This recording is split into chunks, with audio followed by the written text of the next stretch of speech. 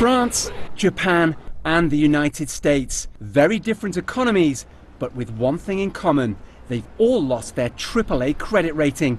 That's the best you can get. The link between them is debt, too much of it.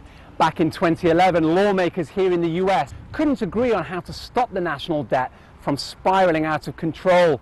That created fears that the US would default and prompted Standard & Poor's, one of the big three credit rating agencies, to strip the government of its coveted AAA rating.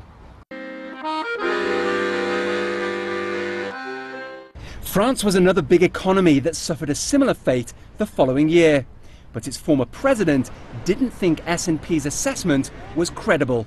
All of a sudden, a ratings agency, Standard & Poor's, became the absolute reference of all those who previously either ignored or criticised it. Sarkozy had a point.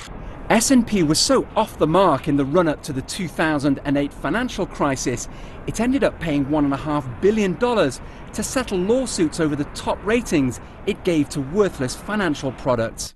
In any case, investors and financial markets sometimes don't care about credit rating downgrades. In theory, a downgrade should mean your borrowing costs go up.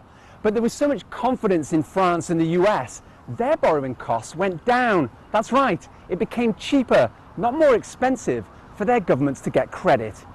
But the credit rating agencies have been right as well. They knew the Greek government's creditworthiness was dire because of its sky-high debts, and said so months before Athens needed the first of 3 bailouts to avoid complete economic collapse. Ultimately, creditworthiness is about how much confidence there is in a country to meet its debts. And while credit rating agencies can influence this, investors tend to make up their own minds. Owen Fairclough, CGTN, Washington.